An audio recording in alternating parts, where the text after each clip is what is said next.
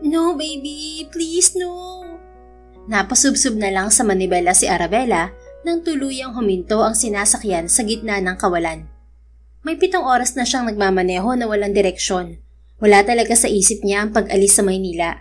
Pero nang mahuli niya ang kanyang fiancé na may kinakalantaring iba, nagbago ang lahat. Sa halip na siputin ito kanina sa araw ng kasal nila, heto siya at nananalangin magkaroon ng himala na may tumulong sa kanya. Kanina pa niya napapansing walang bahayan sa gilid ng daan. Ang naroon lang ay puro matataas na kugon na minsan ay sinasalitan ng matatayog na puno. Wala rin siyang nakikitang dumaraang sasakyan o tao. Lord naman, hindi pa po ba ako kota sa araw na to? Ang dami nang naganap pero feeling ko pinahihirapan mo pa rin ako. Sunod-sunod na eh. Malapit ng dumilim kaya medyo nakadarama na rin siya ng takot. Ang lalayo pa naman ng mga poste ng ilaw. Nagpalingalinga si Arabella sa paligid. Pagkatapos, bumaba siya upang silipin ang kanyang kotseng second hand.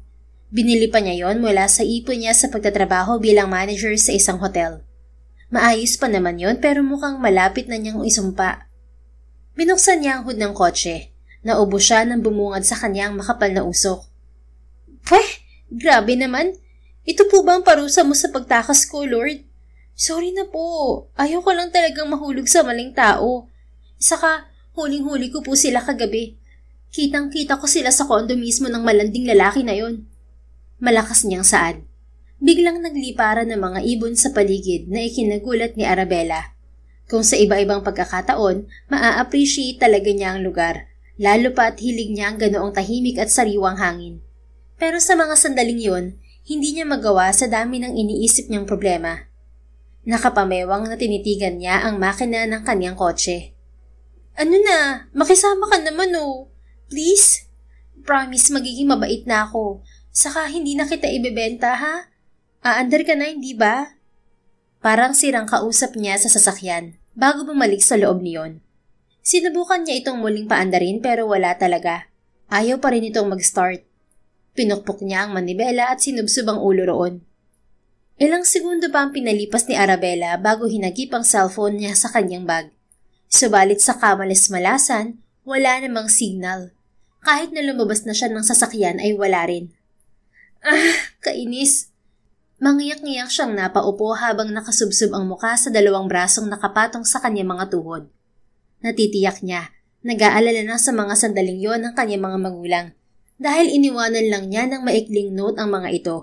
Hindi pa naman sanay ang dalawa na umaalis siyang mag-isa dahil siya ang unikaihan ng mga ito. Kasalanan mo to, Evander. I hate you. Go to hell! Ang tinutukoy niya ay ang ex-fiancé niya. Nasa ganoong posisyon si Arabella nang makarinig ng mga yabag mula sa kung saan. Mabilis siyang napatayo at iginala ang mga mata sa paligid. Nagulantang na lang siya nang mula sa kung saan ay sumulpot ang isang malaking hayop at siya ang tinutumbok. Napairit siya ng malakas sabay pikit ng mariin. Tumilapon din ang cellphone niya sa kung saan. Ho! Ho! Ho!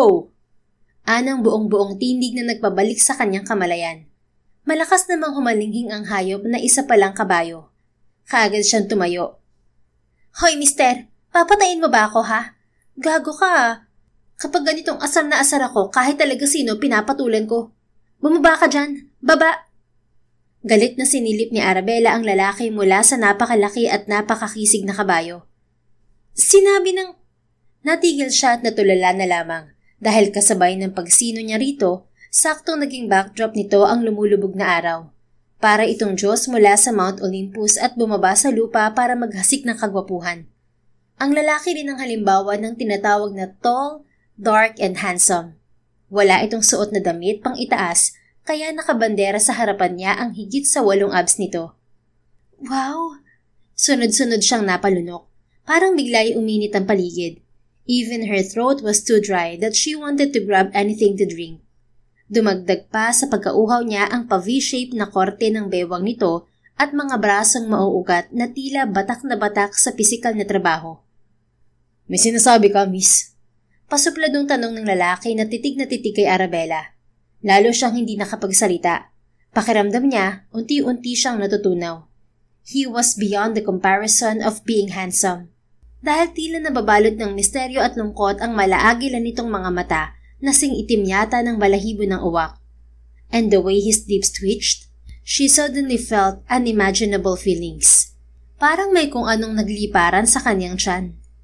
He's handsome, yes, but she also felt some danger in him. Kung wala ka namang sasabihin, maaari ka nang umalis, miss. Ha? Ang sabi ko, makakaalis ka na rito. Hindi mo ba alam na private property ang lugar na to? Malamig nitong tanong na ikinangindig ng mga tuhod niya. Ang mabuti pa, lisanin mo na ang lugar na to. Ngayon din, bago pa mahuli ang lahat. Bakit naman? Malakas na kumabog ang kanyang dibdib habang pilit na pinagagana ang isip. Kanina, NLEX ang bumungad na expressway sa kanya, kaya natitiyak niyang alinman sa mga probinsya sa norte ang narating niya. Pero wala naman siyang nakitang signage na pribado pala ang daang tinatahak niya. Para kasing pang provincial road yon dahil malawak pa rin naman at sementado. Dahil sinabi ko, at dahil hindi ko welcome sa lugar na to. Teka lang, mister. Huwag ka namang ganyan. Nasang lupalop ba ako ng Pilipinas? Kasabay ng pagkiling nito ay nilipad din ang buhok nitong tuwid na tuwid at lagpas tenga. Para namang tumigil ang mundo ni Arabella sa tagpong yon. Gosh, ang gwapo talaga. Tili niya sa isip at sandaling nawala ang kabang nadarama. Nagbiyahe ka nang hindi mo alam kung saan ka pupunta o kung saan lugar ka na? Oo, masama ba? Wala pa rin sa sariling sagot niya. Masama, dahil ikakapahamak mo ang ginagawa mo. Now get lost. Natauhan siya at namaywang dito. Abat, para nagtatanong lang naman ako. Kasi kung alam ko ang sagot, sa tingin mo ba mag-aaksaya ako ng oras para alamin kung nasan ako? And as you can see, sira ang kotse ko. Wala akong pakialam, miss. Nasa teritoryo kita, kaya makakaalis ka na. Get out of my sight. At tinapik nito ang kabayo na biglang humalinghing ng malakas at dumamba. Napaatras si Arabella, dahilan para mawalan siya ng balanse at bumagsak sa sementadong kalsada. Aw! Napangiwi siya nang mapataktak ang kanyang hindi naman kaumbukang pang-upo roon. Tiningnan niya ng masama ang lalaki. Gago ka pa lang talaga eh. Hindi na nag-iisip na tumayo siya at malakas na hinatak ang kamay nito. Nagulat naman ito pati na ang kabayo, na sunod-sunod na nagdadamba at mabilis na tumakbo. Kitang-kita ni Arabella kung paano nawalan ng balanse ang lalaki at nahulog. Nakaladkad pa ito ng ilang metro bago bumitaw sa renda. Tang-ina! Malakas nitong mura, habol ng tingin ang papalayong kabayo. Hagibis! Come back here! Subalit tuloy-tuloy lang sa pagtakbo ang kabayo hanggang sa mawala ito sa paningin nila. Tumatahip ang dibdib ni Arabella na ibinalik ang tingin sa lalaking ngayon ay bumabangon na. You're dead meat now. Pagkasabi na yun ay nilingon siya ng lalaki sa nagbabagang mga mata. Para itong mga ngain ng buhay na tao sa itsura nito. Inang ko po. Muling rumagasa ang matinding kaba sa dibdib niya. Dahan-dahan siyang napaatras hanggang sa ang nasa likuran na lang niya ay ang nakabukas na hood ng kanyang kotse. Doon siya inabutan ng lalaki. What the hell is wrong with you, woman, ha? Napapitlag si Arabella sabay pikit. Hindi kasi niya makayang tingnan ang malaliyong itsura nito. Kahit ang kaloob-looban niya, nanginginig sa takot. I'm asking you nicely to get out of my land. Tapos ito ang ginawa mo sa akin? Gusto mo talagang mapahamak, no? What? Wala kang masabi? Bakit? Natatakot ka ba, miss? Sandali muna niyang pinuno ng hangin ang dibdib bago nagmulat ng mga mata. Eksakto yung naglanding sa dibdib nitong tumataas baba. Stop staring at my chest. Hindi yan pagkain. Sorry. Pulang-pulang nag-iwas siya ng tingin. Napatutok naman ang mga mata niya sa kanang braso nito. She saw scratches and some blood on it. Napakagat siya sa kanyang labi. Sorry ulit. Ikaw naman kasi. Bakit ba kailangan mo pang sindakin ako? Hindi nga ako takot sa kabayo pero takot naman ako maapakan ng alaga mo. Sa laki na yun, tiyak na lusog-lusog lahat ng buto ko sa katawan. Isa pa, gusto ko lang namang humingi sa'yo ng tulong. Kung umaandar nga lang sana ang kotse ko, kanina pa ako nawala sa paningin mo. Kaso hindi eh. That's why I got stuck here. Paliwanag niya. Napabuntong hininga naman to. Alright, let me check your car para mawala ka na sa paningin ko. Okay. Thank you na agad kapag naayos mo kahit na masungit ka. Subalit muling nahigit ni Arabella ang paghinga nang lingunin nito ang kotse niya. dahil kahiblan na lamang ang pagitan ng mga mukha nila. Kaya naman agad siyang umalis sa harapan nito. Overheating at maluwag na rin ang fan belt. Madali naman ito magagawa kaso papagabi na. Ganun ba? Napatutok muli ang mga mata niya sa mukha nitong wala yatang kahit isang pores at mas makinis pa yata sa kanya. Mas naging prominente rin ang matangos nitong ilong. Kahit nga papadilim na ay napansin pa niya ang appearance nito. Napadako ang mga mata niya sa labi nito. My gosh, bakit parang ang sarap yata niyang halikan? Kahit ang Adam's apple niya parang ang sarap ding kagatin. At take note, ang bango niya ha. Para siyang pang-umagang hamog na sinagan ng araw at humahalo sa natural nitong amoy. Nakakatuliro to, Lord. Broken-hearted ba talaga ako o manyak? Kasi ang dumi ng nasa isip ko. Please po pakilinis na. Pero hindi napigilan ni Arabella ang sarili na singhutin ang lalaking eksaktong lumingon sa kanya. Kunot noong pinagmasdan siya nito.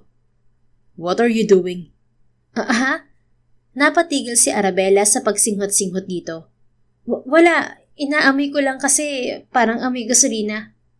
Shucks, para kung aso. Nakakahiya sobra. Umayos sa pagkakatayo niya ang lalaki at walang kangiti-ngiting tiningnan siya. As I was saying, magpapadala ako ng tao rito bukas para ayusin ang sasakyan mo. Sa ngayon, you can stay inside your car. Pagkasabi na yun ay madali na itong tumalikod at naglakad palayo. Huh? Ano raw? Dito ako magpapalipas ng gabi? Hindi pa nagsisink in sa isip na tanong niya sa sarili. Dito ako magpapalipas ng gabi? Ano? Kagyat na kumilos ang mga paa ni Arabella pasunod sa lalaki. Dahil mahahaba ang bias nito, halos lakad-takbo ang ginawa niya. Hihinga-hinga tuloy siya nang maabutan ang likuran nito. Teka lang, mister. Subalit hindi ito tumigil. Hoy, mister, ano ba? Naririnig mo ba ako? Madali niyang hinawakan ng braso nito, ngunit mabilis niya rin yung binitiwan. Para kasing may mumunting apoy na nanulay mula sa braso nito patungo sa palad niya. Iisang linya na ang mga kilay na binalingan siya nito. Ano pa bang gusto mo? Tutulungan na nga kita, hindi ba? Hindi nga lang ngayon kasi gabi na. Yun na nga ang problema, gabi na. Hahayaan mo na lang ba akong matulog mag-isa rito? Dito sa gitna ng kawalan? Hindi gitna ng kawalan ng lugar na to, miss. At pasalamat ka dahil dito ka sa teritoryo ko napunta. Kung sa iba-iba, baka kung ano nang nangyari sa'yo. Anitong nagpanginig sa laman niya. Malakas na hinampas ni Arabella ang balikat nito. Siraulo ka talaga, no? Sa halip na ibang sabihin mo, nananakot ka pa talaga. Nananadya ka ba, ha? Oh, are you insane? Nakangiwi ang lalaki habang hawak ang balikat na hinampas niya. Sa naghahalong dilim at liwanag ay kita niya ang pamumula nito. Ayos ka lang ba? Mahina lang naman ang paghampas ko Nag-aalalang tanong niya. Nakikita mo bang ayos ko ha? This is all your fault. Damn it. Napaigtad si Arabella pero nanaig pa rin ang pag-aalala sa kanya. Masakit ba talaga? Patingin nga.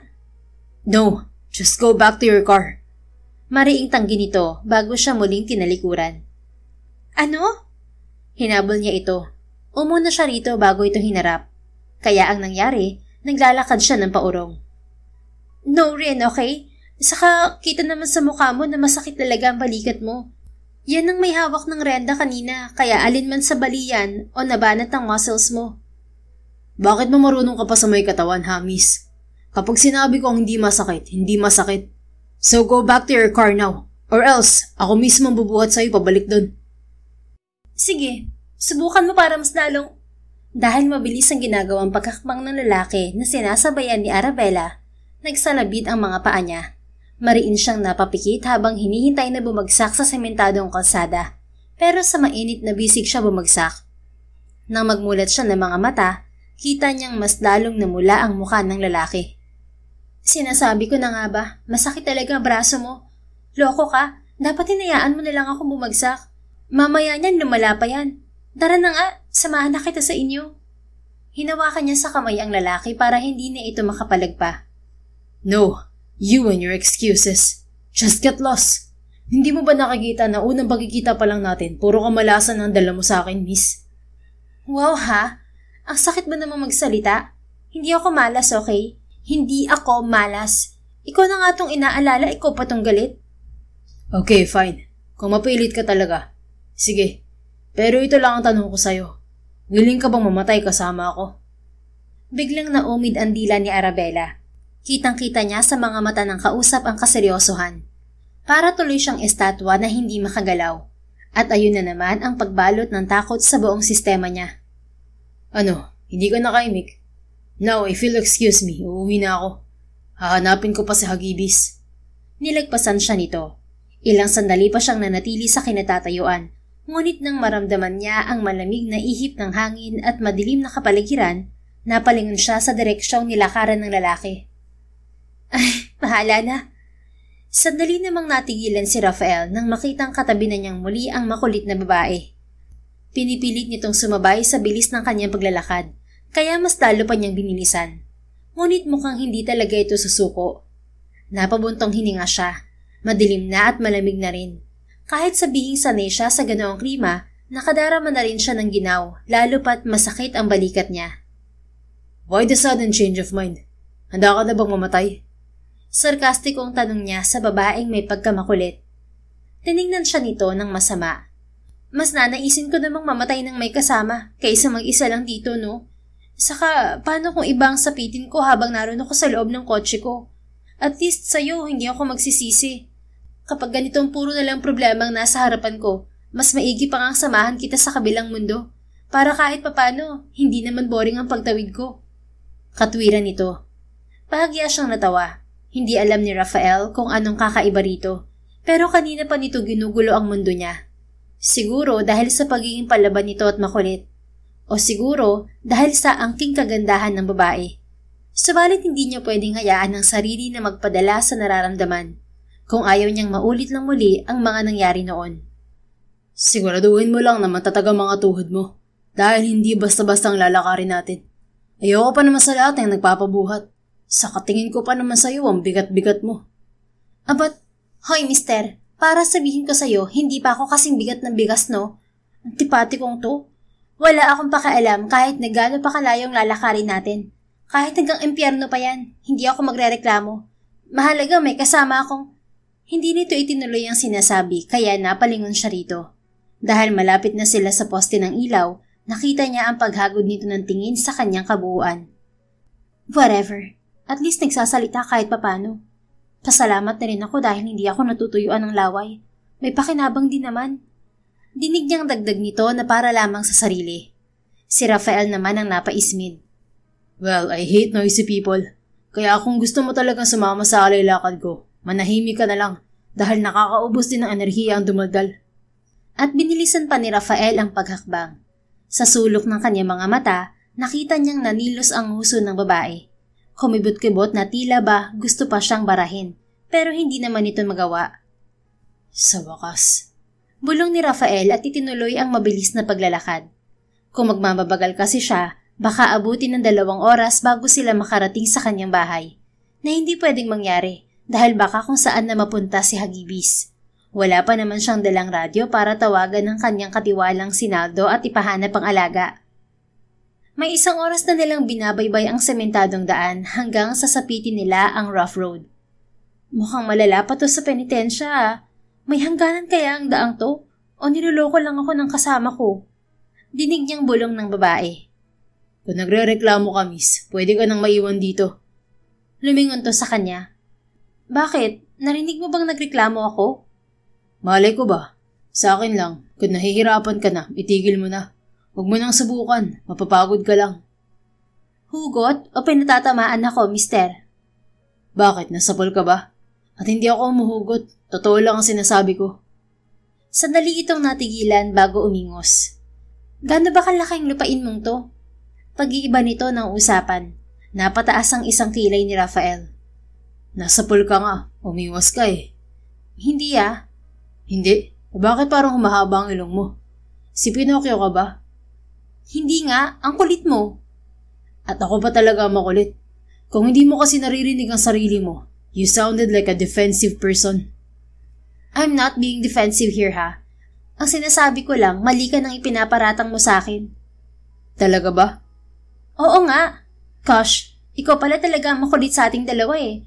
Akala ko ba ayaw mo nang maingay, mister? Pero bakit ikaw tong kumakapangulit wagas? Makulit na nga, suplado ka pa. Ewan ko rin sa pabago-bago mong ugali. Daig mo pa ang may sapi. Natigilan si Rafael. Bakit nga ba ganoon ang nangyayari sa kanya? Hindi niya rin maipaliwanag ang sarili.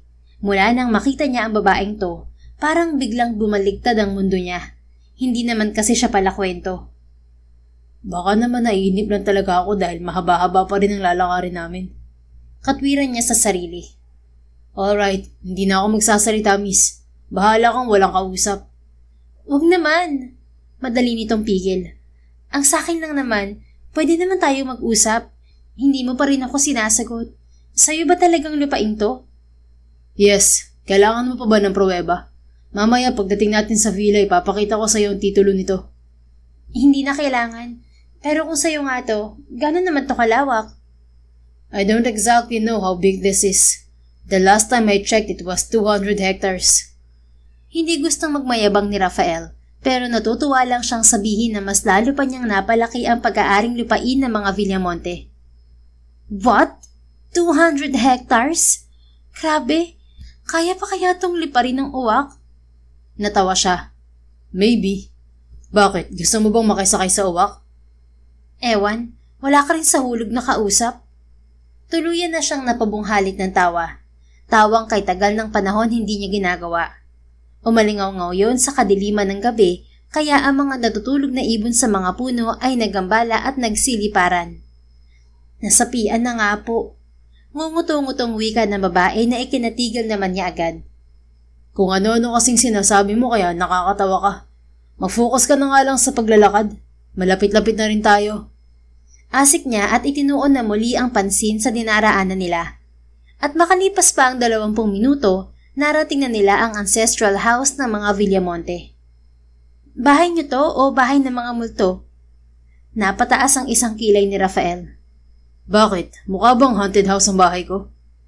Napatayo sila sa harap ng Victorian-styled mansion niya.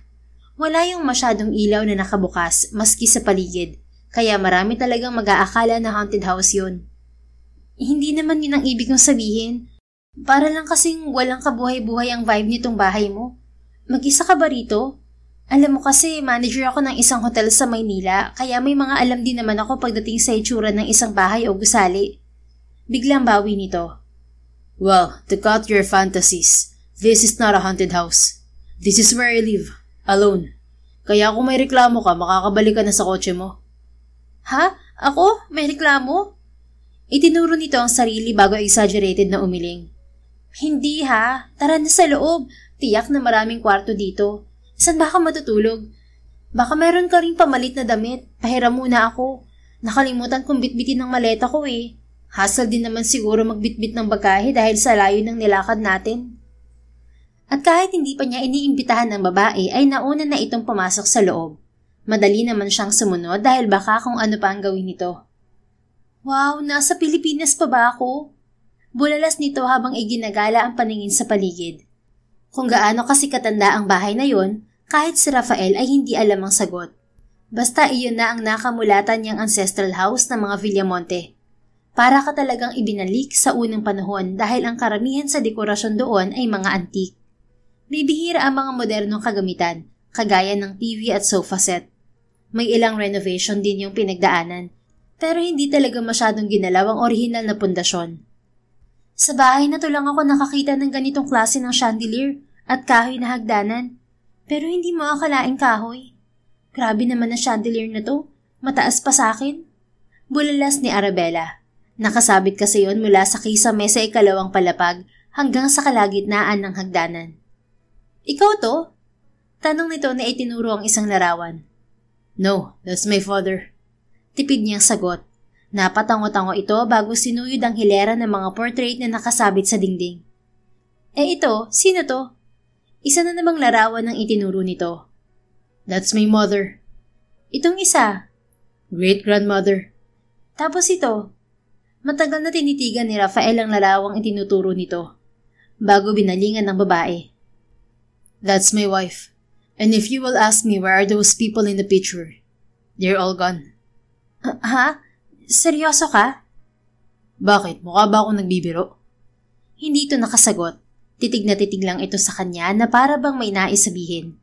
Hindi rin nakaligtas sa kanya ang pagdaan ng lungkot sa mga mata nito. It's fine. I already get to live with it. I'm all alone now, in this big house. And all I have are old memories. Baka nga tama ka. Bahay nga siguro to ng mga multo. Sorry. You don't need to say sorry. Kapalaran ko na sigurong maiwang mag-isa sa mundong ibabaw. Parusa siguro to sa akin. Dagdag pa ni Rafael sa isip bago hinayon ang mga portrait. He felt lonelier than before. Para ding may malaking batong nakadagan sa dibdib niya. Kunin niyo na rin ako para wala na ako maramdaman pa. Para hindi na ako nalulungkot at nasasaktan. Ayos ka lang ba, mister? Napabaling siya sa katabi na nakatitig pa rin pala sa kanya. Yeah, let's go upstairs. I'll show you to your room. Nauna na siyang maglakad dito. Ramdam niyang nakasunod sa kanya ang babae hanggang sa ikalawang palapag. Wait here. I'll just grab some clothes for you. Wika niya nang tumapat sila sa isang silid. Kwarto niya yon. Iniisip pa rin niya ang babae. Kahit papaano, nagkaroon ng buhay ang bahay niya dahil dito. Wala sa loob na napangiti si Rafael bago muling lumabas sa kanyang silid. Here's your room. Magkasunod niyang binuksan ng pinto at ilaw ng silid na katabi ng sa kanya. Sa kabinalingan ng babae. And this will be your clothes for now. Hindi ko alam kung kakasya sa'yo. Ibinigay niya rito ang dalang mga damit. Thank you. Mahinang usal nito. Just go and change. Siguradong napagod ka sa paglalakad kanina. Ako man tatalikod na si Rafael nang madali siyang pinigilan ng babae. Napatingin siya sa palad nitong nasa braso niya. Pagkaway sa mukha nito sa nagtatanong na mga mata. Hindi ko pa kasi alam ang pangalan mo. Yeah. I'm Rafael. Rafael Fuego Villamonte. Rafael? That suits you. Ngumiti ito na sandali niyang ikinatulala. By the way, thanks again. And also, I'm Arabella Ignacio. Inilahad nito ang kamay sa harapan niya. Subalit hindi niya yun tinanggap at basta na lamang lumabas. Baka kasi saniban pa siya ng masamang espiritu at kung ano ang magawa dahil sa mga labi nitong mapupula. He went straight downstairs. Diretso siya sa kanyang opisina at tinawagan ng kanyang tauhan sa radyo. Yun kasi ang mas mabilis na paraan ng komunikasyon sa kanyang hasyenda dahil mahina ang signal doon. Naldo, nawawala si Hagibis. Ipahanap mo muna sa mga tauhan natin. Lalabas din ako para tumulong sa paghahanap. Yun lamang at bitbit ang radyong muli siyang lumabas ng mansyon. Hindi niya alintana ang mga sugat na tinamo at sumasakit na balikat. Ang importante sa kanya ay makalayo sa villa dahil may kung ano kay Arabella na parang humihila sa kanya pabalik sa silid nito. At hindi niya gusto ang nararamdamang yun. Hindi naman alam ni Arabella kung dahil sa pagod, lambot ng kama o sa malamig na simoy ng hangin pumapasok sa nakabukas na pinto ng balcony kaya siya nakatulog ng mahimbing. Pagtingin niya kasi sa orasan, 9:00 na ng umaga. Napabalikwa siya ng bangon sabay tayo para lamang muling mapaupo. Napangiwi siya nang maramdamang nananakit ang kanyang mga binti. Kaagad niya yung minasahe hanggang sa medyo mawala ang pananakit niyon. Kundangan ba naman kasi? Bakit ba wala man lang sasakyang nagawi sa dinadaanan namin kagabi?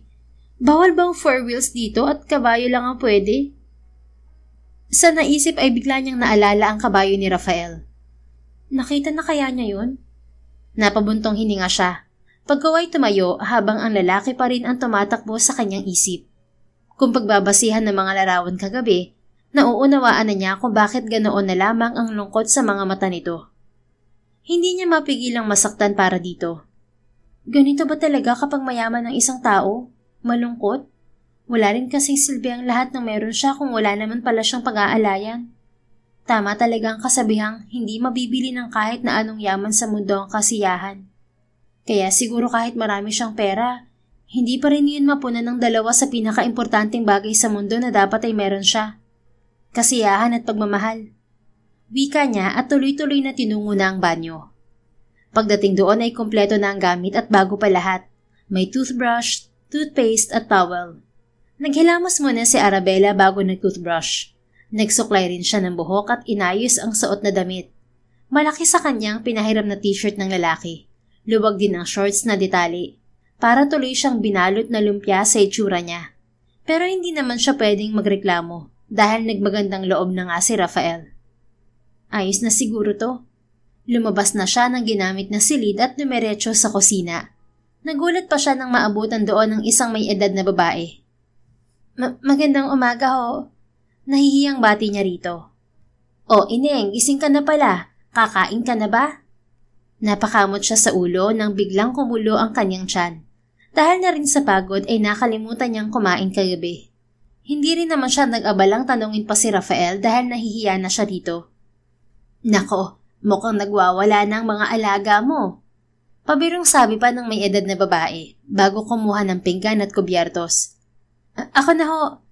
Tigil niya nang dadalhin sana nito yun sa napakalaking dining table. Kasya yata roon ng 20 tao. Dito na lang ho ako kakain, pwede ho ba?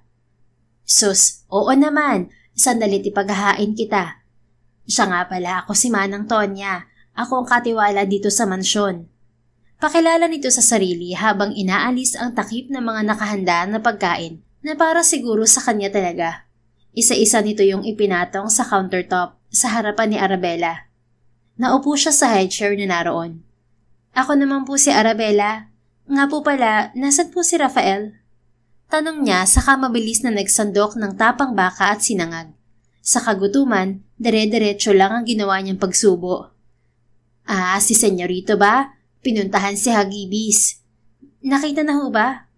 Oo, kagabi pa. Tinulungan siya ng anak ko. Hindi rin kasi yun makakatulog hanggat hindi nakikita ang kanyang alaga. Mahal na mahal kasi nun si Hagibis.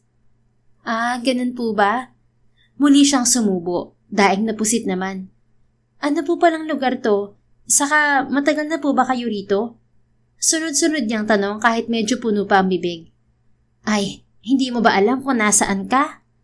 Hindi ho eh. Hindi ko na nakita kahapon habang nagmamaneho ho ako. Pangasinan na ito, Ineng. Saka tungkol sa tanong mo kung matagal na ako rito. Oo, matagal na. Binata pa ang mga magulang ni senyorito ay dito na kami nakatira. Ikaw, paano ka ba napadpad dito? Nabitin sa ere ang pagsubo sana ni Arabella. Mahabang istorya ho. Gaano ba kahaba yan? Aabutin ba ng maghapon kung ikukwento mo?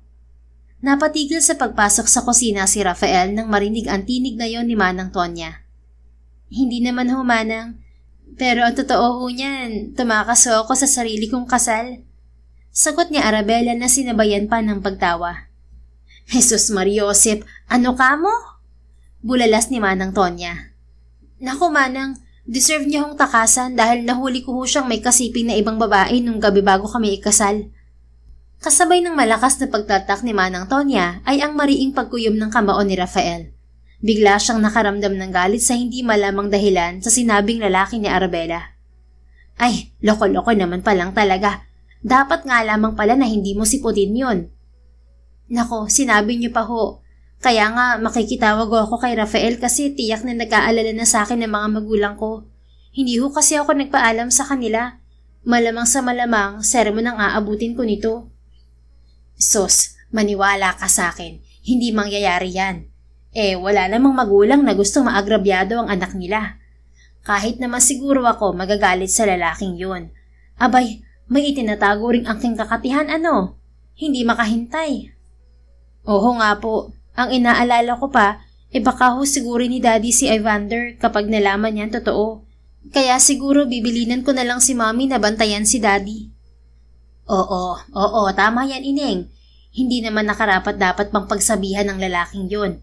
Tiyak na tama lamang ang natamo niyang kahihiyan sa hindi mo pagsipot sa kanya. Patuloy pa ni Manang Tonya. Hindi na tumuloy sa kusina si Rafael. Umikot na lang siya sa sala patungo sa kwadra. Iniisip pa rin niya ang mga narinig at hindi niya mapigilang mainis. Bakit ba kasi ang bilis niya nagpauto? Hindi naman halata sa itsura niya na madaling bilugin ang ulo. Pero nagpaloko siya sa lalaking yun. Ay nako, kaiba din talaga ang trip ng babaeng yun. Parang silang kausap ni Rafael sa sarili. Senyorito? Oh. Napabaling siya sa nagsalita. Sinaldo yon. May kausap po ba kayo? Luminga pa ito sa paligid. Wala. Pupuntahan ko na lang ulit si Hagibis. Sige ho, senyorito. Kakamot-kamot sa ulong tugon nito. Samantala, tuloy yung pagkakwentuhan ni na Arabella at Manang Tonya sa kusina. Madali niyang nakagaanan ng loob ang may edad na babae dahil para ding ang ina niya ito. Maiba ho tayo ng usapan. Pwede ko ho bang malaman kung ano nangyari sa mga tao sa picture sa sala? Natigilan si Manang Tonya sa tanong niya, pagkuway huminga ng malalim. Yung mga lumang larawan, mga ninuno yun ni Senyorito Rafael. Matagal na silang patay. Yun namang mga bago lang, ganoon din. Patay na sila, pati ang ama't ina ni Senyorito. Pareho silang nagkasakit at maagang binawian ng buhay. Si Senyor Raul, kanser sa baga. Si Senyorita Celestina naman, dahil siguro sa pangungulila sa kanyang asawa. Bumagsak ang kanyang katawan at ayun, siya naman ang nawala ng sumunod na taon. At dahil nag-iisang anak si Senyorito, naiwan siyang mag-isa rito. Malungkot nitong kwento. Pero kwento ho niya kagabi, pati asawa niya ay patay na rin. Nagkwento sa iyo si Senyorito? Oo, pero pahapyaw lang ho, dahil siguro sa kakulitan ko kaya siya nakapagkwento. Bakit ho? Hindi ba siya ganoong tipo ng tao? Hindi, Ineng. Hindi basta-basta nagkukwento si Senyorito sa kung sino-sino, lalo na sa bagong saltang kagaya mo. At kung nabanggit na niyang patay na si Senyorita Victoria, ibig sabihin lang niyon ay unti-unti na siyang nakakabangon sa kalungkutan. Ay, ganun ho ba? Alam mo kasi, mahal na mahal ni Senyorito si Senyorita Victoria. Ito na nga lang naman ang mayroon si Senyorito pagkatapos mamatay ng mga magulang niya. Subalit nang minsang magkaroon ng sunog dito sa Hacienda Villamonte, nakulong si Senyorita Victoria sa kamalig dahil panahon ng inventory noon. Hindi na ito nakalabas at si Senyorito pa mismo ang kumuha sa nasunog nitong bangkay. Parang pinipiga ang puso ni Arabella habang nakikinig sa matanda. Mas malalim pa pala ang sakit na tinamo ni Rafael kumpara sa nakikita niya. Pagkatapos ng otopsiya, nalaman pa ni Senyorito na buntis pala si Senyorita Victoria, kaya mas lalo niyang sinisi ang sarili niya sa mga nangyari. Pagtatapos ni Manang Tonya sa kwento, hindi na siya nag-usisa pa. Mas lalo lang kasing bumigat ang kanyang pakiramdam. Kaya nang matapos siyang kumain ay nagtungo siya sa kwadra dahil naroon daw ang lalaki. Naabutan niya ito na kagaya kahapon ay hubad-baro at pinakakain ng alagang si Hagibis. Good morning. Nahihiyang bati niya kay Rafael. Kung itatanong mong kotse mo, dinala na yun sa pinakamalapit na talyer. Ang sabi, mga 1 linggo pa raw yun bago magawa dahil sa walang piyesa. Malamig nitong sabi na hindi siya nililingon. Salamat.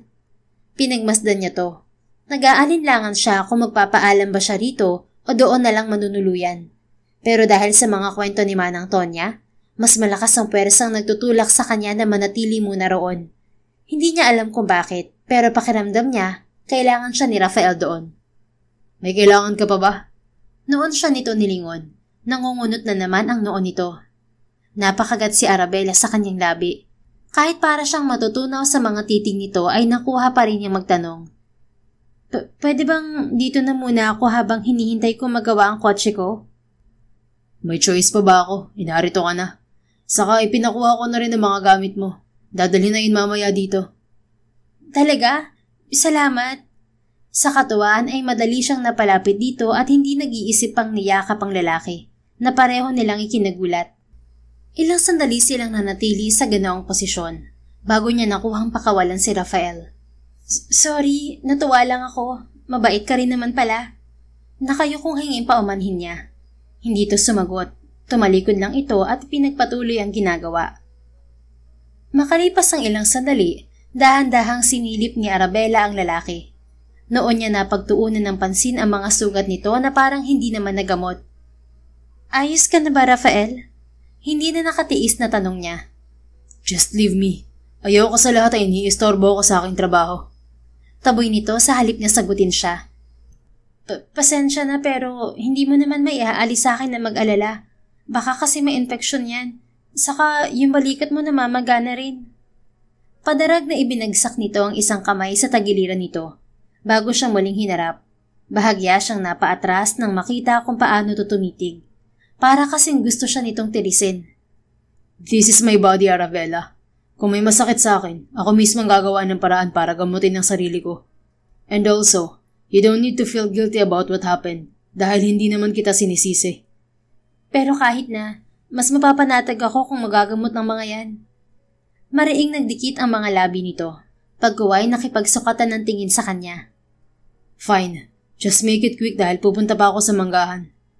At mabilis siya nitong tinalikuran. Malalaki naman ang mga hakbang na sumunod siya rito.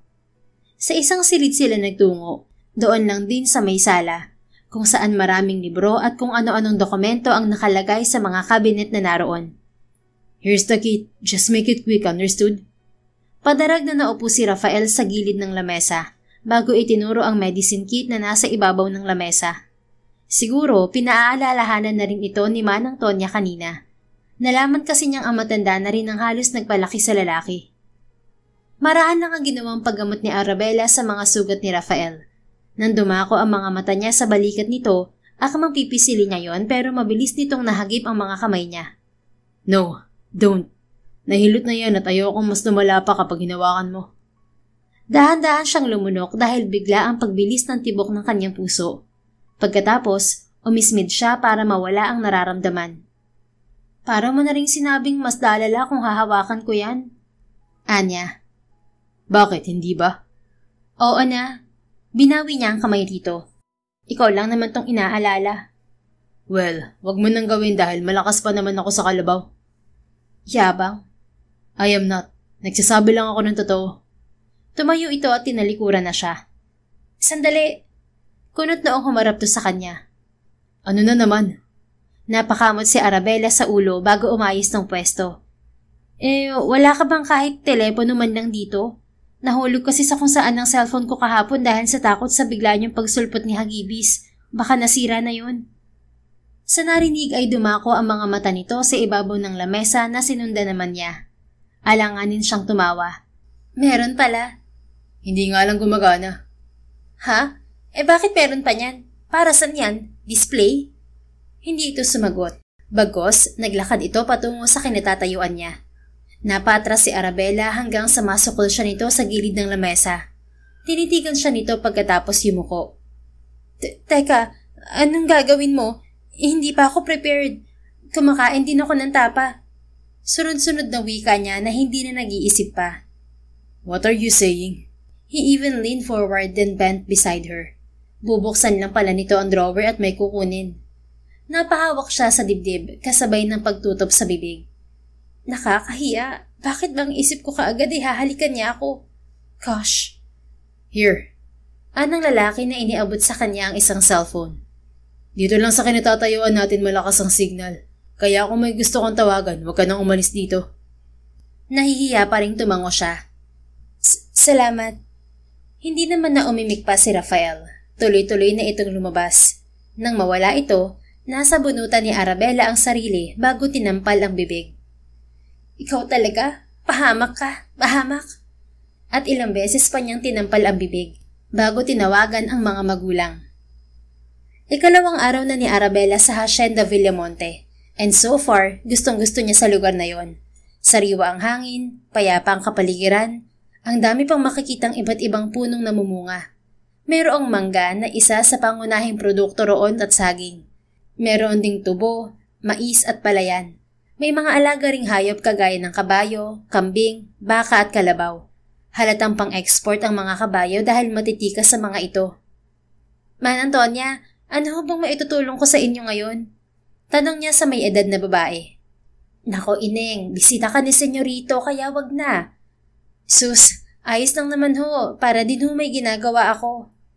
Pwede ka namang mag-ikot-ikot sa manggahan kung gusto mo. Pasasamahan pa kita sa isa sa mga tauhan dito. Yun naman ho ang wag niyo yung gagawin. Saka mainit pa ho ngayon. Mamaya na lang ho ako mag-iikot kapag lumilom na. Ay ganun ba? Siya sige, kung mapilit ka, tulungan mo na lang ako magluto nitong biko sa latik na may mangga. Paborito ito ni senyorito kaya kailangan masarap. Na-excite siyang bigla sa narinig. Oho ba? Expert ho ako sa ganyang kakanin kung hindi niyo na itatanong. Talaga ba? Tamang-tama pala. Halika na at simulan na natin to. Masayang tinulungan ni Arabella si Manang Tonya. Nang makaluto sila, siya pa mismo ang nagpresintang dalhin yon sa manggahan kung saan naroon ng lalaki. At kagaya ng mga nakaraang araw, Hubad-baro na naman si Rafael habang abala sa pagbabalot ng mga bunga ng mangga. Ginagawa yon para hindi pasukan ng peste at para maganda ang ani. Okay lang naman sanang ibandera niyang katawan niya, pero hindi ba siya naiinitan? Halos araw-araw na lang siyang hubad. Ganon din sa gabi. Hindi naman ba to ang balat niya?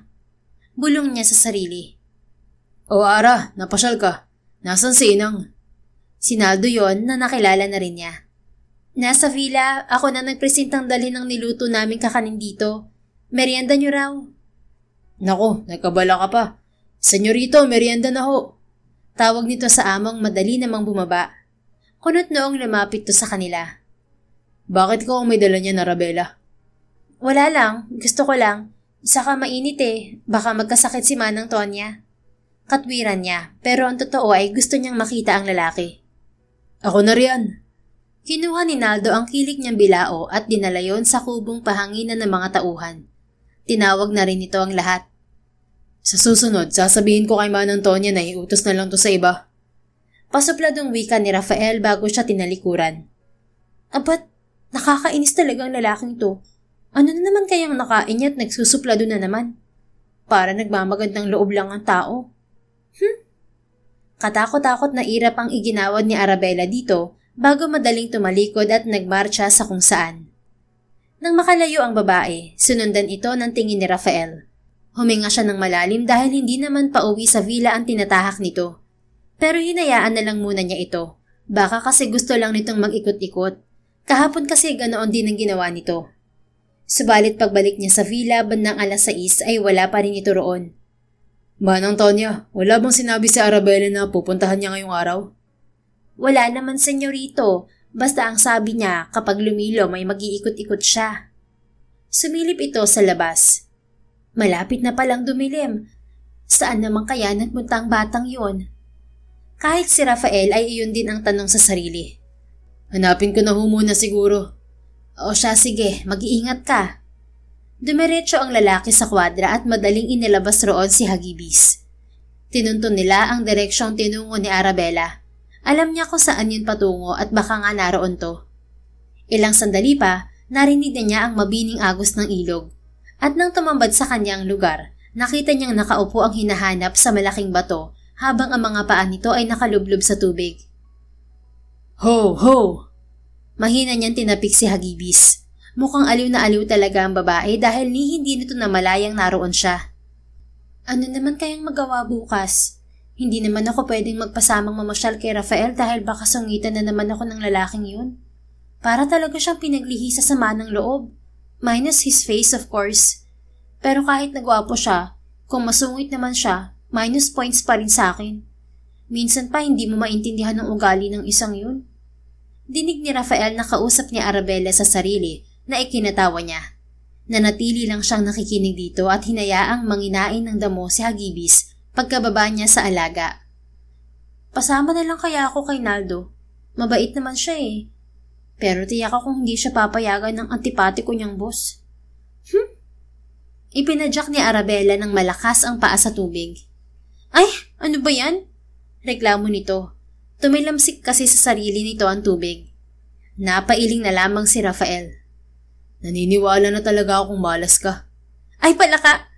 Bulalas ni Arabella ng kamuntikan pang mahulog kung hindi nakabalanse sa kinauupuan. Ano ka ba? Nananadya ka bang talaga ha? Madali itong tumayo habang naniningkit ang mga matang nakatingin sa kanya. Alam mo ba kung anong oras na? Sa halip na patulan ito ay sabi niya. Kung umuubra sa bahay niyo na basta-basta ka nalang umaalis ng walang paalam, pues hindi sa akin. Alam kong alam ng mga magulang mo na nandito ka sa asyenda ko. At kung may mangyaring masama sa'yo, cargo de konsensya ko pa. Saka, wala ka ba talagang sense of direction? Kasi para ka lang dahong nilagyan ng paa at bahala na kung saan mapunta. Abat, kasalanan mo naman kasi kaya ginabi ako dito. At bakit ko naman naging kasalanan? Ako ba nag-utos sa'yo na pumunta rito? Dahil nagsusungit ka na naman. Kailan naman ako naging masungit sa'yo, ha? Kanina, remember? O baka naman ulyanin ka na rin. Ilang taon ka na ba? 35? 38? 40? 50? 36. Matanda ka na nga pala para maging ulyanin. Pero hindi ko pa rin palalampasin ang pagsusungit mo. Napailing na lang muli si Rafael. Akmang hahakbang naman sa kanya ang babae nang makita niyang may gumagapang patungo sa kinatatayuan nito. Don't move. Mahina pero may diing utos niya rito. At bakit naman pati pagkilos ko pipigilan mo? Uuwi na ako dahil baka nga maging problema mo pa kung mawala ako. Nakakahiya naman sa'yo. Hayaan mo, bukas na bukas din naalis na ako dito. Hahanap na lang ako ng... Jeez, could you please stop talking? Ano? Pati ba naman pagsasalita ako? Hoy, Rafael, para sabihin ko sa'yo na nasa demokratikong bansa tayo. We have a freedom of speech here, Mr. Sungit. Oh, for God's sake, can you please shut your mouth for once? There's something on the grass. Itinuro niya sa babae ang tinutukoy. Tiningnan naman nito yon. What's that? Is that snake? Oh my God! Hintakot nitong tanong sa mahinang tinig. I don't know. Hindi ko masyadong maninag. Wala na kasi halos liwanag. Aninagin mong maigi. Ayoko pang mamatay. Virgin pa ako. Sandaling natigilan si Rafael. Maya-maya pa, tumatawa na siya ng malakas. Hoy, ano ba? Pinaglalaruan mo ba ako, lalaki? No. Bakit tumatawa ka dyan? Kasi naman, lumunok si Rafael habang nakahawak sa pangang biglang sumakit dahil sa pagtawa niya. Kasi naman ano? Pinagloloko mo lang naman yata ako eh. Hindi ah. Sinungaling. Hahakbang na sana itong muli ng gumalaw ang damuhan. Namilig bigla ang mga mata nito. Ahas nga! Diyos ko Lord! Huwag mo naman po ako parusahan ng ganito. Hindi pa ho ako prepared. Marami pa ho akong gustong gawin. Gusto ko pa hong ikasal at makaranas ng honeymoon. Please po. Pigil na pigil ni Rafael ang muling matawa ng malakas. Pilit niyang itinuon ng pansin sa ahas. At nang makitang rat snake yon na wala namang kamandag, naghanap siya ng kahoy. Hoy! Saan ka pupunta, Rafael? Huwag mo akong iwanan dito. Nagpapanik na wika ni Arabella. I'm not going anywhere. I was just looking for this. Dinampot niya ang nakitang kahoy sa damuhan at ipinakita sa babae. Just stay there, okay? Okay, but please bilisan mo. Kanina pa nangangatog ang mga tuhod ko. Saka wag mo akong iiwanan dito, please. Tila may mainit na kamay na humaplo sa puso ni Rafael dahil sa malambing na pakiusap na yun ng babae. Kaya hindi niya maiwasan ng pagngiti. Don't worry, I won't go anywhere. Hindi kita iiwanan dito. Sabay tayong babalik sa villa. Sinundot niya ang kasing lakayatan ng hinalaking ahas at sa may bandang tubig yun dinala. Baka kasi kay Hagibis ito magbunta. Ang kabayo naman ang tumakbo at maiwan na naman sila. There, wala na. Oh God! Sa gulat ni Rafael, inilang hakbang lang ni Arabella ang pagitan nila at mahigpit siya nitong niyakap. Thank you, Rafael. Akala ko katapusan ko na. Paulit-ulit nitong wika habang nanginginig ang buong katawan. Gumanti siya ng mahigpit na yakap dito. I won't let that happen. Hindi ko hahayaang may mangyaring masama sa'yo. Habang naririto ka, sisiguraduhin kong ligtas ka at hindi masasaktan. I promise you that. Hindi alam ni Rafael kung ano ba talaga ang nararamdaman niya. Pero alam niyang totoo ang lahat ng yun. Totoong hindi niya ito gustong masaktan. Totoong hindi niya ito gustong nakikitang umiiyak. He also felt like something lifted in him. Gumaan kasi ang pakiramdam niya sa hindi malamang dahilan. Ang bigat na daladala niya sa dibdib sa loob ng 5 taon ay nawala na. At sa hindi rin niya malamang dahilan, may pamilyar na damdaming pumalit doon. Damdaming nagiging dahilan ng mabilis na pagtibok ng kanyang puso. Bukas sasamahan kitang mag-ikot-ikot para naman hindi ka nawawala. Talaga ba? Tumingala ito. At dahil may mga bituin na rin sa kalangitan, kitang-kita ni Rafael ang mga mata nitong puno ng pagsamo. Yeah, I promised.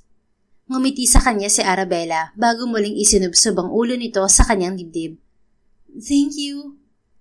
Nang mga sumunod na araw ay tinupad ni Rafael ang pangako niya kay Arabella. Kasakasama siya nito sa pag-iikot sa hasyenda. Lahat ng mga alam niyang lugar na magugustuhan nito ay pinuntahan nila. At hindi naman siya nagsisi sa desisyong yun dahil kung gaano kasaya ang babae, mas doble niyon ang nadarama niya. She was like a breath of fresh air in Hacienda Villamonte that he didn't want to vanish. Ang pagiging makulit nito ang sa tuwina ay hinahanap-hanap niya. It was like he became addicted to her. Nababahala na rin siya sa mga damdaming pinupukaw nito sa kanya. Subalit kahit anong paalala at pigil niya sa sarili, para namang may mga magnet na hinahatak siya palapit dito. He was slowly drowning into her, at natatakot siya sa kahihinatnan ng lahat ng yon. Senyorito? Natigil siya sa akmang paghakbang nang marinig ang tinig ni Naldo sa kanyang likuran. Papunta na sana siya noon sa kwadra para pakainin si Hagibis. O bakit? Nilingon niya ito. Okay na ho ang sasakyan na ipinaayos nyo. Dadalhin ko na po ba rito? Natigilan si Rafael. Biglang nabalutan ng matinding lungkot ang dibdib niya. Huminga siya ng malalim. Mamaya mo na lang gabi kuhanin. Sige ho, senyorito. Pagkaalis ni Naldo ay napabalik siya sa loob ng mansyon at pinuntahan sa kusina si Arabella. Ay palakang kokak! Nagulat ito dahil muntik na silang magkabungguan. Ano ba yan? Bakit ba bigla-bigla ka nalang sumusulpot, Rafael? Natural. Bahay ko to, hindi ba? Ewan ko sa'yo. Tabi nga dyan. Hinawi siya nito. Bakit? Saan ka ba pupunta? Sa kwarto, magbibihis. Nadumihan kasi itong damit ko. Tamang-tama pala. Tamang-tama? Ang alin? Na magbibihis ka. Siguraduhin mong pantalon at long sleeve ang isusuot mo para hindi ka malamigan. Ha? Bakit? May pupuntahan ba tayo? Oo, kaya bilisan mo. Hihintayin kita sa kwadra. Yun lang at tinalikuran na ito ni Rafael. Hindi naman matagal ang pinaghintay niya. Muntik pa siyang matulala nang makita si Arabella. Nakasimpleng maong pants lang ito. Sleeveless na kulay puti na pinatungan ng checkered na long sleeves na ibinutones lang nito ng 2 beses at pabastang tinak-in. Kapartner niyon ang puting rubber shoes. May baseball cap din ito sa ulo na nagdagdag sa chic style na aura nito. Saan ba tayo pupunta? Sa halip na sumagot, walang kahirap-hirap niya itong binuhat sa bewang. Hoy, teka lang, sandali.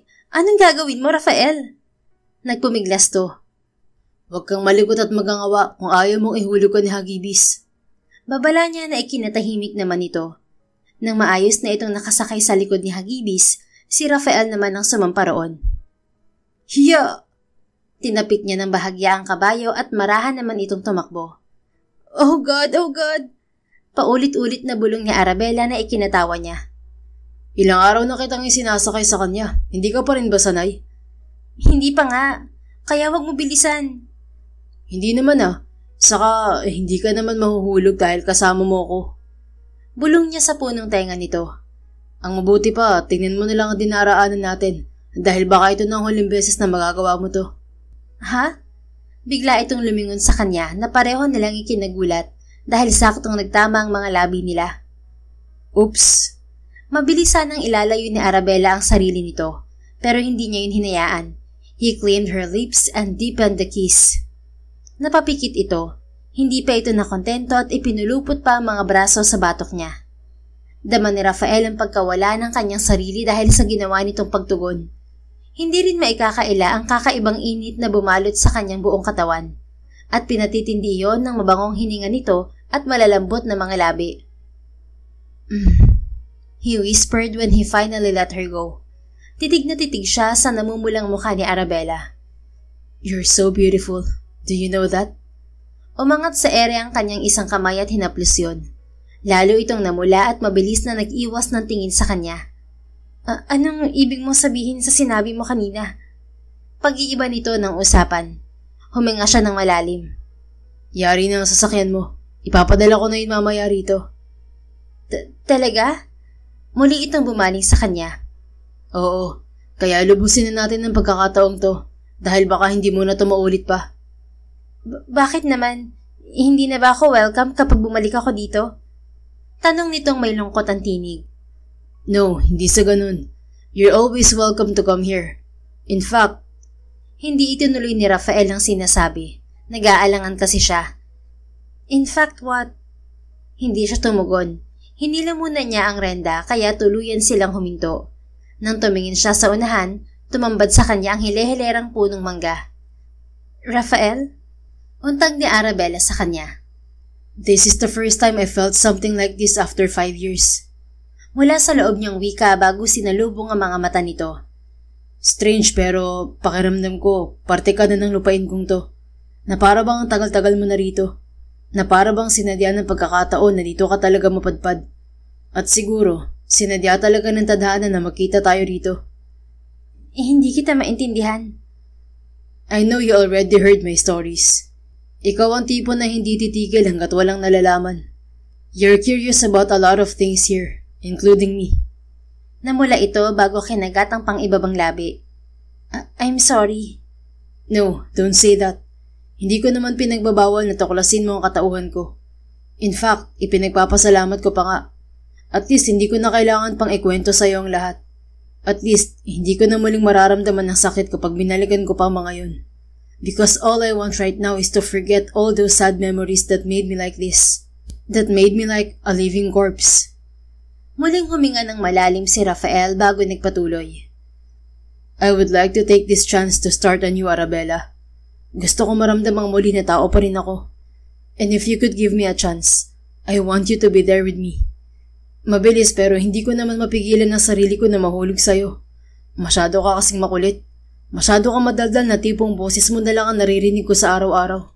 Yung tipong kulang ang maghapon ko kung hindi ka nakikita o naririnig. Pero wag kang mag-alala. Madaling putol ni Rafael sa sasabihin sana nito. Hindi naman ako kagaya ng ibang lalaki na walang pakialam sa feelings niyo mga babae. Maghihintay ako kung kailan ka magiging handa. Dahil alam ko rin ang dahilan mo kung bakit ka naririto. And I know, mahirap ang lumimot. That's based on my experience. Matagal hindi nakaimik ang dalaga. Nakatiting lang ito sa kanyang mga mata na tila binabasa roon ang sinseridad ng kanyang mga sinabi. I've been hurt so many times, Ara. And what I'm doing right now is a big change for me. Gusto kong magkaroon ulit ng purpose sa buhay ko. At kung ikaw yon, I'm willing to take risk. I'm willing to get hurt again. And if I fail in the end, maybe that was really my destiny. Being left alone in the darkness. But know that knowing you is the best thing that ever happened to me after 5 years. Ngumiti siya rito. Totoong ngiti. At kitang-kita ni Rafael kung paano nang istap ang mga mata nito. Sumilay rin ang matamis ng ngiti sa mga labi nito kaya nabuhayan siya ng loob. Pakiramdam niya, may panibagong pinto na bumukas sa kanyang harapan para muli siyang papasukin. Para bigyan siya ng panibagong pag-asa. Akala ko tuluyan na tayong hindi magkikita. Akala ko hahayaan mo na lang talaga akong umalis na hindi ko nasasabi sa iyo na kahit papano, may puwang ka na rin sa puso ko. Talaga? Yes, pero sabi mo nga masyadong mabilis ang lahat. We just only knew each other for a week. At tama ka rin na may kailangan pa akong ayusin sa Maynila. So, tila naiinip niyang tanong dito. Mas lumapad ang pagkakangiti ni Arabella at idinampi ang dalawang palad sa magkabila niyang pisngi. Meaning, let's take one step at a time. Yun ay kung seryoso ka nga talaga sa desisyon mong to. Of course I am. Hindi ako maglalakas ng loob na sabihin sa'yo ang nilalaman ng puso ko kung hindi. Kinuha niya ang palad nito at inilagay yon sa tapat ng kanyang dibdib. Nararamdaman mo ba yan? That's how my heart beats when I'm with you. At sa'yo lang pumipintig ng ganito ang puso ko. Sa'yo lang, Ara. Okay. Okay, ganun lang. Ang haba ng sinabi ko, okay lang isasagot mo. Bakit parang unfair naman yata? Nasaan ang kasiguraduhan doon na may pag-asa din ako sa'yo? Ay, demanding ang lolo. Lolo? Nung isang araw ulyanin. Ngayon lolo naman. Hindi na maipinta ang mukha ni Rafael habang nakatingin dito. Natawa si Arabella ng malakas. Saglit naman siyang natigilan dahil sa pangingistap ng mga mata nito. Para kasing punong-puno yun ng pag-asa. Para bang sinasabi niyon na may magandang bukas na naghihintay para sa kanya. Ang cute mo palang maasar. At gustong-gusto mo namang gawin. Bakit? Pagbabawalan mo ba ako? Kunwari ay nag-isip pa si Rafael bago sumagot. Kung ganyan ka naman kasaya, no. Hinding-hindi kita pagbabawalan. Ay sus, nahulog ka na nga sa charm ko, Mr. Sungit. Pinisil pa nito ang ilong niya. Eh, ikaw ba? Well, sinadya talaga nitong ibitin ang sinasabi. Arabella, masama akong mabitin. Talaga? Paano? Mariing nagdikit ang mga labi niya. Tila kasi siyang-siyang babae sa ginagawa nito sa kanya. Inilapit ni Rafael ang mukha rito at hindi kumukurap na nagsalita. I'll make that person lay on my bed for a whole week. Nanlaki ang mga mata nito sabay atras. Oo na, napaka-impatient. I am not. Ang sa akin lang, nagtanong ako ng maayos. Kaya dapat may maayos ding sagot akong matatanggap. Sus, ganun na rin yun. Pero para hindi ka na mag-alburuto dyan, ito lang ang masasabi ko sa'yo. At uulitin ko lang ang sinabi ko nung una tayong magkita. Kahit hanggang impyerno, sasamahan kita. Dahil nang magdesisyon ako sumama sa'yo rito, buo na ang loob ko na kahit anong mangyari, hindi ako aalis sa tabi mo. I will stick with you like a glue until whenever or wherever. And I'm also willing to risk everything, even my own life for you, when the time is right, Rafael. Siguro nga may purpose ang pagkakapadpad ko rito sa asyenda mo, at yun na yung makilala ka. Napangiti naman siya ng malapad. I never expected that, but thanks, Ara. You really gave me another chance. And yes, we will take it slow. I know you still need some closure with him. Yeah, I'll do that, definitely. Right there and then, Rafael knew that everything would change, at handa siyang yakapin yun ng buong buo, kasama si Arabella. Nang sumunod na araw, bumalik na nga si Arabella sa Manila. Mabilis na lumipas ang araw at linggo hanggang inabot na ng 1 buwan na wala si Arabella sa asyenda. So far, Rafael and her took the chance to know better what they truly feel for each other. At habang lumilipas sa mga araw, nararamdaman niyang hindi na lang basta pagkagusto ang damdaming sumibol sa kanyang dibdib. Yumabong na yon at pakiramdam ng dalaga, malapit na ring magbunga. And just like their usual routine, kausap na naman niya si Rafael sa cellphone ng umagang yon. How was your sleep? Nakatulog ka ba ng maayos? Napangiti siya. Hindi niya kasi akalain na may itinatago palang aking kaswitan ng lalaki. Maayos naman. Ikaw? How was the mango plantation? Tapos na ba kayong mag-spray? Dahil nga parang umi-LDR ang samahan nilang wala pa namang label, lahat ng mga ginagawa ng lalaki ay pinapaalam nito sa kanya kahit hindi naman niya ito tinatanong. Siguro, yun talaga ang paraan nito para i-assure siya sa nararamdaman nito sa kanya. Tapos na rin. Magpapaani naman ako ngayon ng palay. Ganun ba? Eh di dapat nasa bukid ka na sa mga oras na to. Ayos naman kahit wala ako ron. Kayang-kaya naman ni Nanaldo ang trabaho. Supervision na lang talaga ang sa akin. Saka may tiwala naman ako sa kanila. Ganun ba? Kumain ka na ba ng almusal? Yup, kakatapos lang.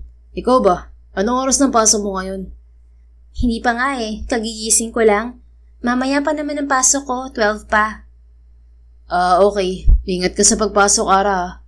By the way, nakausap mo na bang ex mo? Yun ang unang beses na nagtanong si Rafael tungkol sa estado ng pakikipag-break niya kay Evander. Hindi pa naman talaga kasi sila opisyal na hiwalay ng lalaki. Ayaw rin naman niyang maakusahan na madaling nakakita ng pamalit dahil si Evander naman talaga ang may kasalanan kung bakit hindi niya ito sinipot sa kasal nila. Well, nakailang text na ako sa kanya. Kung ayaw niya makipagkita sa akin, hindi ko na siguro problema yon.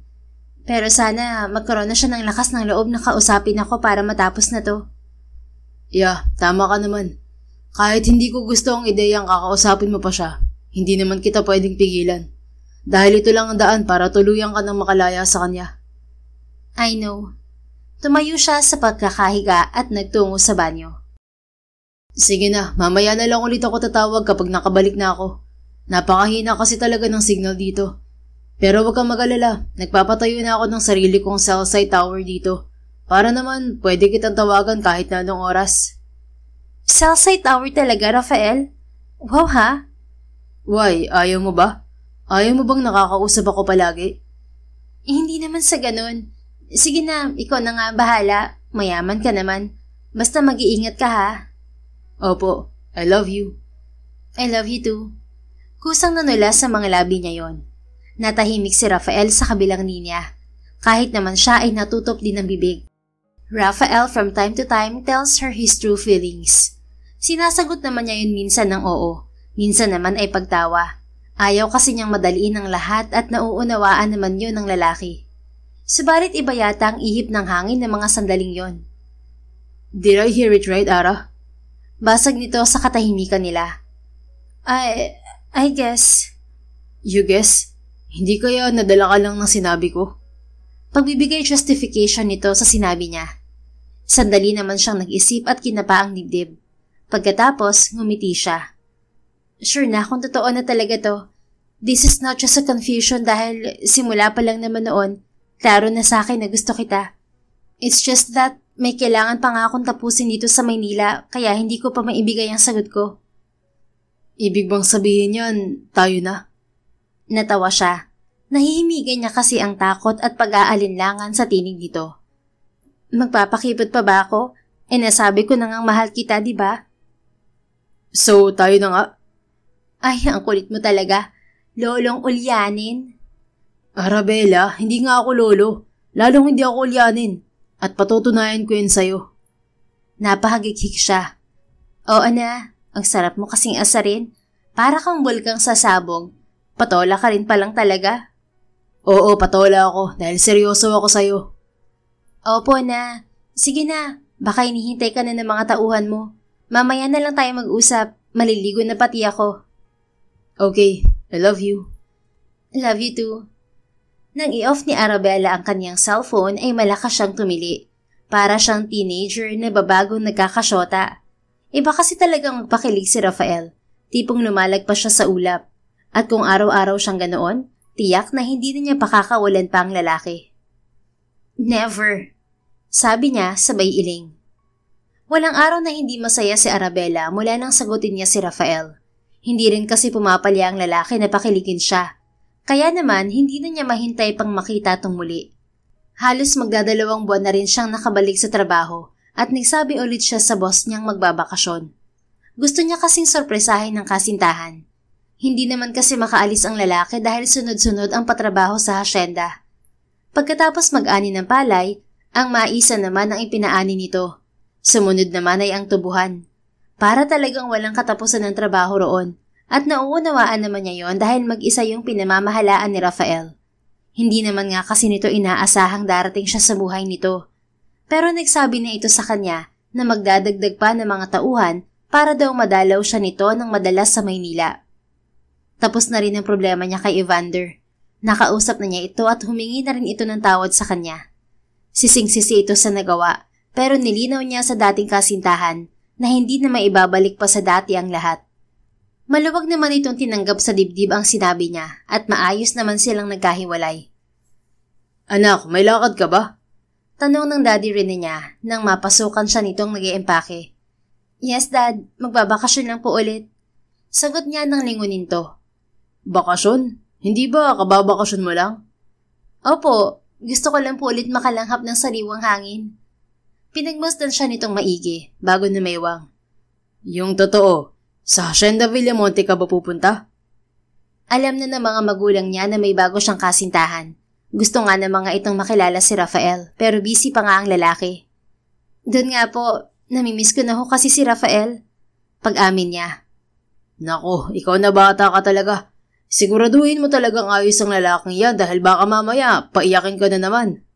Palatak nito. Hindi po, Daddy. Sigurado po akong siya na talaga ang para sa akin. Huminga ito ng malalim.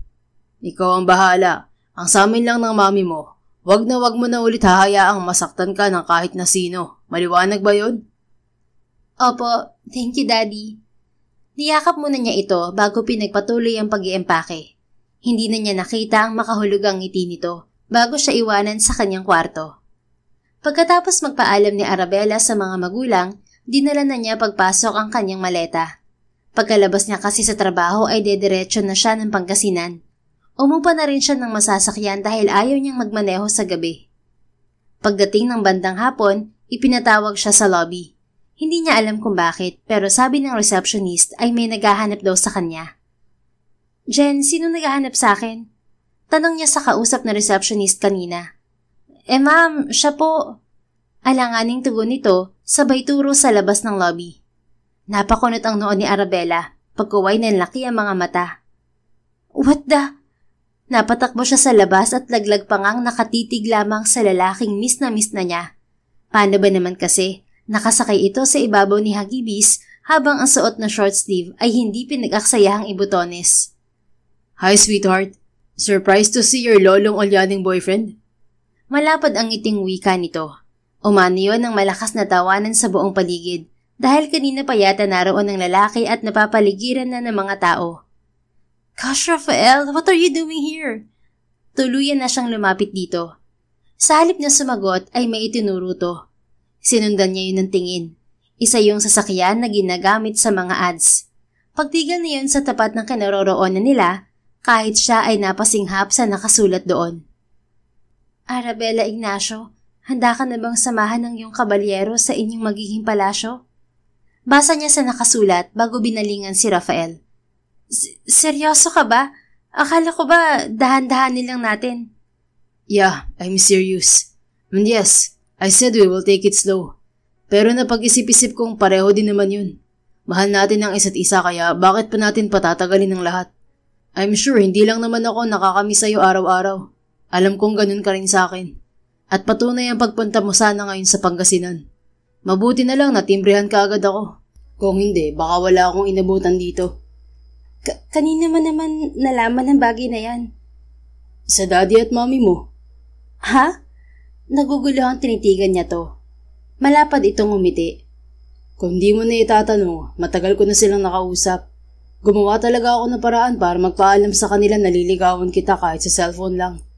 Gusto ko kasi may basbas nila ang bawat gagawin ko para malaman nila kung gaano ako kaseryoso sa'yo.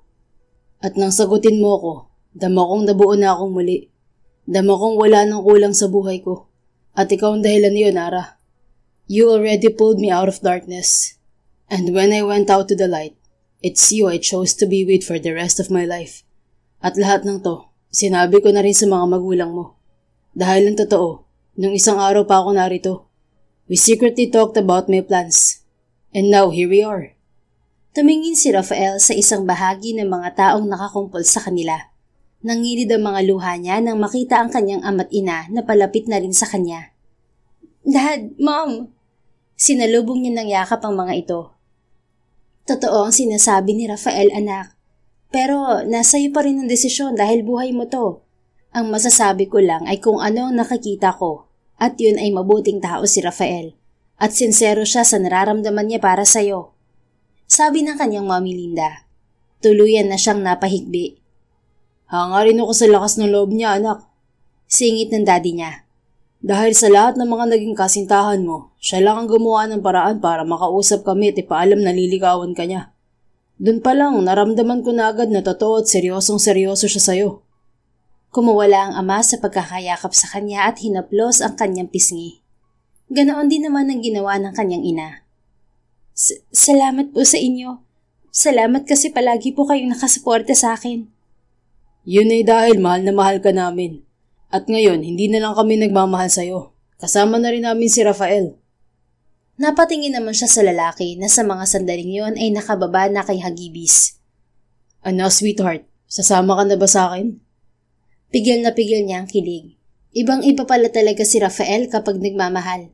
Buhos na buhos at sugod lang ng sugod. Wala itong pakialam kung masaktan man itong muli. Ang mahalaga lang dito ay maipadama sa kanya kung gaano kasinsero ang nadarama nito para sa kanya. Sweetheart, ano na? Ayan ka na naman sa pagiging impatient mo, Rafael. Saka teka nga, pasasamahin mo ko sa'yo sa ganyang itsura. Ibutonis mo nga yan. Lahat kasi ng mga kababaihang naroon ay naririnig niyang tumitili at naiinis siya dahil para lang sa kanya ang magandang katawan nito. Wow, ngayon ko lang nalaman na possessive pala at silosa ang soon-to-be wife ko. Nakangiting sagot nito. Soon-to-be wife ka dyan. Bakit? Sumagot na ba ako? Napakamot to sa ulo. Hindi pa ba? Akala ko okay na. Rafael, iho, siguro kailangan mo nang ilabas ang ipinakita mo sa amin. Singit naman ng kanyang ama. Ay, oo nga pala. Munti ko nang makalimutan. May dinukot ito sa bulsa ng suot na pantalon. Isa yung panyon ay pinagtataka niya. Subalit nang buksan yun ng lalaki, hindi lang siyang napasinghap, maging ang mga tao sa kanilang paligid. Bukod sa oval shape na blue diamond engagement ring, meron pa yung kasamang kwintas at earrings. At mas malaki ang diamante ng kwintas dahil halos kasing laki yun ng hinlalaki sa paa. This is my family heirloom. At ikaw ang napili ko magsuot nito mula ngayon, Ara. Yun eh kung tatanggapin mo ako bilang mapapangasawa mo. Please? Nagsusumamong wika nito. Gusto niyang matawa dahil hindi yun bagay sa kasintahan. Para kasi itong naging isang totoy. Ara? Lumabi siya. Oo na nga. Yes!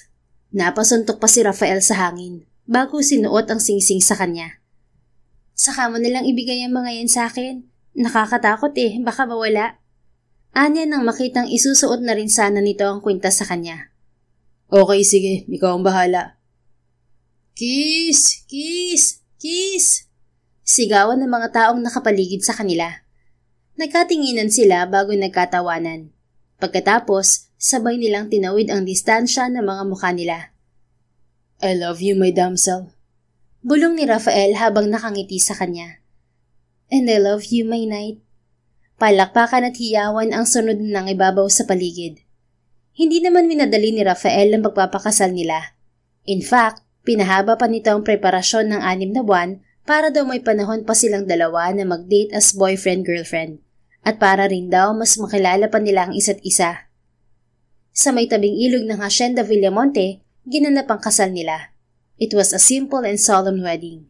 Ang tanging mga bisita nila bukod sa pamilya niya ay ang mga tauhan ng hacienda. Isa yon sa hinangaan ni Arabella sa kanyang asawa. Dahil magaling talaga itong makisama. Hindi nito isinasantabi ang mga trabahador na siyang nagpapakahirap para sa patuloy na pag-unlad ng hacienda nito. Hindi na bumalik sa trabaho si Arabella pagkatapos ng kanilang kasal. Mas pinili niyang tulungan si Rafael na pamahalaan ang malawak nitong lupain. Bukod kasi doon, pagkalipas lamang ng 2 taon ay nabuntis na siya at isang malusog na batang babae ang kanyang isinilang na naging dahilan ng mas masayang buhay nilang mag-asawa. Ang kanila ring anak ang nagpatibay ng kanilang pagmamahalan. Masarap ang umibig, ngunit masakit ang masaktan. Sa pag-ibig kasi, isinusugal mong lahat. Puso, isip, katawan, oras, at maging ang iyong kaluluwa. And when you get hurt, parang ang hirap ng bumangon. Parang ang hirap ng muling magtiwala. At kagaya ni Arabella kay Rafael, binuo niyang muli ang katauhan ng lalaki. Tinuruan niya itong muling magmahal. Isang klase ng pagmamahal na tapat, totoo, sinsero, walang pagkukunwari, sigurado at sasamahan hanggang dulo. Minsan din, kailangan muna nating maligaw para matuklasan ang tamang desisyon. Si Arabella, iniwan ng isang relasyon na puno ng kasinungalingan at sakit. Pero sa gitna ng kawalan, natagpuan niya si Rafael. Isang taong wasak din, hindi lang sa pag-ibig kundi maging sa sarili. Hindi perpekto ang simula nila. Punong-puno ng sungitan, galit at paglalaban ng pride. Pero doon sa mga araw ng pag-aasaran at pagbabangayan, unti-unti nilang naging kanlungan ng isa't isa. At sa huli, natutunan nilang mahalin hindi ang ideal na bersyon ng isa't isa, kundi ang totoo, ang may lamat, may sugat pero totoo. Dahil ang pag-ibig na tunay ay hindi naghahanap ng perpekto. Tumataya ito, nagtitiis at nagsasama kahit sa pinakamasungit na panahon. The end. Kung nagustuhan mo ang istoryang ito, please don't forget to like, comment, and share it with your friends. Your support really makes a difference. Thank you and see you sa ating next story. Keep safe and be blessed.